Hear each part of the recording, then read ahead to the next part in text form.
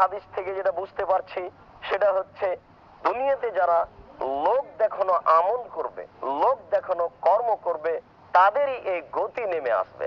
রাসূল সাল্লাল্লাহু আলাইহি সাল্লাম বলেন, তারপর ওই ব্যক্তিকে নিয়ে আসা হবে যে ব্যক্তিকে আল্লাহ তাআলা অর্থ সম্পদ দিয়েছেন, সে ধনী মানুষ, আল্লাহর পথে দান করেছে, যেখানে যেখানে দান করা প্রয়োজন ছিল সেখানে সে দান করেছে।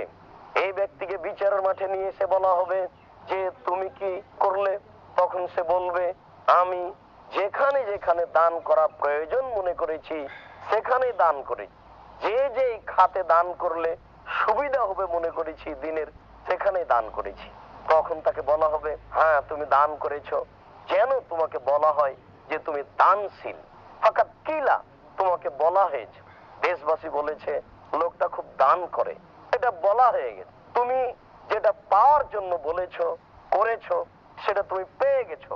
ফাকাত উমেরা বিহি, তাকে আদেশ দেওয়া হবে ফাসসাহবা আলা ওয়াজহিহি, মুখের মাধ্যমে উল্টিয়ে ফেলে দিয়ে টেনে হেঁচড়ে জাহান্নামে নিক্ষেপ করা হবে।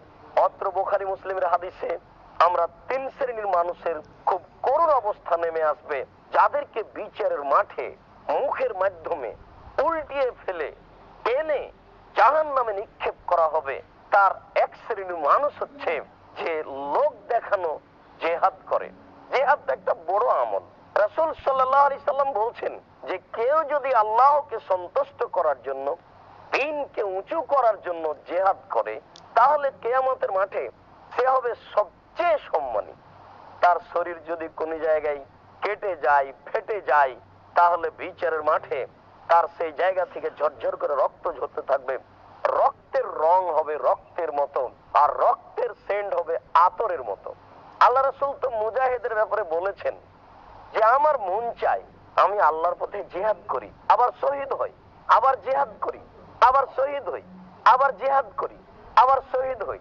তিনি নবী হওয়ার পরেও এই আকাঙ্ক্ষা পোষণ করেছেন, কারণ যে কেউ যদি আল্লাহর পথে মারা যায়, শহীদ হয়ে যায়, তাহলে তার চেয়ে কিয়ামতের মাঠে কেউ সম্মানী, সুখী, বড় মর্যাদার অধিকারী হতে পারে না। এর পরেও আল্লাহ রাসূল বলছেন যে এক শ্রেণীর মুজাহিদকে উল্টিয়ে ফেলে দেওয়া হবে বিচারের মাঠে, টেনে হেঁচড়ে তাকে জাহান্নামে নিক্ষেপ করা হবে। কেন? এই জন্য যে সে লোক দেখানো আমল করেছে, সে চাচ্ছিল যে মানুষ আমাকে বড় যোদ্ধা বলুক, সেটা পেয়ে গেছে। লোক দেখানো আমলের পরিণতি হচ্ছে এই। সম্মানিত দর্শক মন্ডলী, আমরা কিছু সময়ের জন্য বিরতি দিয়ে যাচ্ছি। ইনশাআল্লাহ বিরতির পরে আপনাদের সাথে এই বিষয়ে আবারও কথা হবে।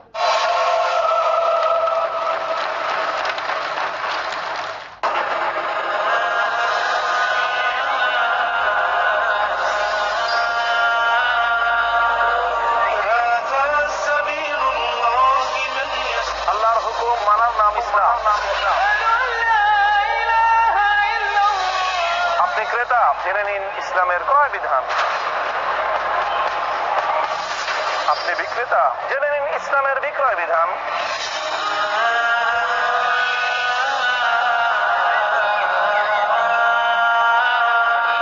আপনি ব্যবসায়ী, জেনে নিন ইসলামের ব্যবসার বিধান।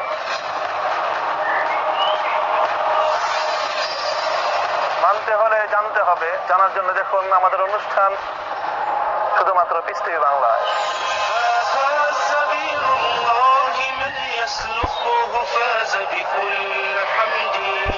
ব্যবসা সম্পর্কে কি কি রয়েছে ইসলামের অনন্য নীতিমালা জানুন আমাদের অনুষ্ঠান যোগে ইসলামী লেনদেন, প্রতি শুক্রবার রাত 10টায় পুনঃ সম্প্রচার সকাল 8:30টায় বাংলাদেশে পিস টিভি বাংলায়।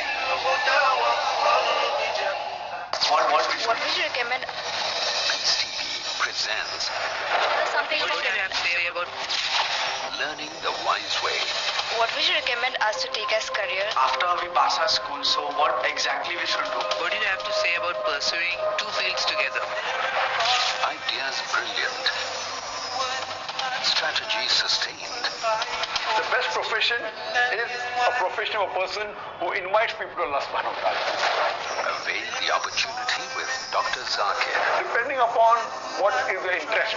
But the main aim should be to spread the message of Allah subhanahu wa ta'ala. To implement the convincing Islamic cum educational formula to excel in your career. দেখুন Career Guidance পরবর্তী অনুষ্ঠান piece TV বাংলায়।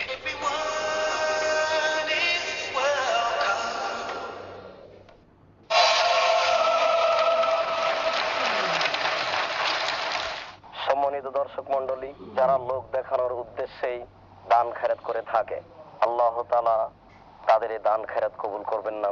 তাদের জন্য কিয়ামতের মাঠে রয়েছে অপমানজনক অবস্থা। আবু হুরায়রা রাদিয়াল্লাহু তাআলা আনহু বলেন, রাসূল সাল্লাল্লাহু আলাইহি ওয়াসাল্লাম বলেছেন, মানিস্তামালনা মিনকুম আলা আমালিন, আমি যদি তোমাদের কাউকে কোনো দায়িত্বে দিই, দায়িত্বশীল করি, দায়িত্বশীল করার পরে সে ব্যক্তি যদি কোনো জিনিস আত্মসাৎ করে, এমনকি একটা সূচও যদি আত্মসাৎ করে, কানা গলুলান, এটাই হবে তার খেয়ানত, এটাই হবে তার আত্মসাৎ। ইয়াতিবিহি ইয়াউমাল কিয়ামা, সে বিচারের মাঠে এটা নিয়ে উপস্থিত হবে। আবু হুরায়রা রাদিয়াল্লাহু তাআলা আনহু বলেন, রাসূল সাল্লাল্লাহু আলাইহি ওয়াসাল্লাম আত্মসাতের ব্যাপারে অনেক আলোচনা করলেন। তিনি আলোচনা করতে করতে বললেন, ইয়াজু ইয়াউমাল কিয়ামা রাজুলুন, একজন ব্যক্তি কিয়ামতের মাঠে আসবে, ওয়ালা রাকাবাতিহি বাইরুন, তার কাঁধের উপরে থাকবে উট, লাহু রুগাউন, উটের যে শব্দ থাকে সেই শব্দে ও চিৎকার করতে থাকবে সেই ব্যক্তির কাঁধে উঠে। সে এই উটকে কাঁধে নিয়ে বিচারের মাঠে ঘুরবে। সে বিচারের মাঠে আমার সামনে উপস্থিত হয়ে বলবে, ইয়া রাসূলুল্লাহ আগিথনি, আপনি আমার একটু সহযোগিতা করুন। তখন আমি বলবো, লাম লেখো লাকা শায়ান, আজ আমি তোমার জন্য সামান্যতম কোনো উপকার করতে পারবো না। রাসূল সাল্লাল্লাহু আলাইহি সাল্লাম বলেন, কেউ যদি ঘোড়াকে আত্মসাৎ করে, ইয়াতি ইয়াউমাল কিয়ামা ওয়া আলা রাকাবাতিহি ফারাসুন, ঘোড়া তার কাঁধের উপরে থাকবে, ওয়ালাহু হামহামা, ঘোড়ার যে শব্দ হয়, ঘোড়ার যে ডাক আছে, ঘোড়ার যে চিৎকার আছে, সেই শব্দেও চিৎকার করতে থাকবে, আর এই ঘোড়া তার কাঁধের উপরে থাকবে। সে ঘোড়াকে কাঁধে নিয়ে আমার সামনে এসে বলবে, আগিসনি ইয়া রাসূলুল্লাহ, হে আল্লাহর রাসূল, আপনি একটু আমার সাহায্য করুন, আমি বড় বিপদে। আমি বলবো, লাম লেকু লাকা শায়ান, আমি তোমার জন্য আজকে বিচারের মাঠে বিন্দু মাত্র উপকার করতে পারবো না। রাসূল সাল্লাল্লাহু আলাইহি সাল্লাম বলেন, কোন মানুষ যদি বিচারের মাঠে ছাগল আত্মসাৎ করে থাকে, তাহলে এটা নিয়েই সে উপস্থিত হবে, তার কাঁধে ছাগল থাকবে। ছাগলের যে চিৎকারের শব্দ রয়েছে, ছাগল সেই শব্দে চিৎকার করতে থাকবে, আর এই ছাগলকে কাঁধে নিয়েও ঘুরতে থাকবে। সে আমার নিকটে এসে বলবে, আল্লাহ রাসূল, আপনি আমার জন্য একটু সহযোগিতা করুন, আমি বড় বিপদে। রাসূল সাল্লাল্লাহু আলাইহি সাল্লাম বলবেন, আমি আজকে তোমার জন্য সামান্যতম সহযোগিতা করতে পারবো না। রাসূল সাল্লাল্লাহু আলাইহি সাল্লাম বলেন, যারা এমন কোন জিনিস আত্মসাৎ করেছে যে চিৎকার করতে পারে, আল্লাহু সিয়াহ, যার চিৎকার রয়েছে, যার শব্দ রয়েছে, যে সেটা প্রাণী, এরকম জিনিস যদি আত্মসাৎ করে থাকে, সেটা যেটাই হোক না কেন, বিচারের মাঠে তার কাঁধের উপরে এটা থাকবে এবং সে শব্দ করতে থাকবে। সে আমার সামনে এসে বলবে, আল্লাহ রাসূল, আমি বড় বিপদে, আপনি আমাকে একটু সাহায্য করুন, সহযোগিতা করুন। আমি বিচারের মাঠে বলবো, আজ তোমার জন্য আমি সামান্যতম সাহায্য করতে পারবো না। রাসূল সাল্লাল্লাহু আলাইহি সাল্লাম বলেন, যারা জড় বস্তুকে আত্মসাৎ করবে, কোনো টাকা, কোনো সোনা, চাঁদি, যে কোনো বস্তু, যে কোনো শস্য যদি আত্মসাৎ করে, তাহলে সেই বস্তুই বিচারের মাঠে তার কাঁধের উপরে থাকবে, তার কোনো শব্দ থাকবে না, তবে তার কাঁধের উপরে থাকবে। সে আমার সামনে আসবে, এসে বলবে, ইয়া রাসূলুল্লাহ আগিসনি, হে আল্লাহ রাসূল, আপনি আমার একটু সাহায্য করুন, আমি বড় বিপদে। আমি তখন বলবো, এখানে বিচারের মাঠে আমি কারোর জন্য কোনো সাহায্য করতে পারবো না।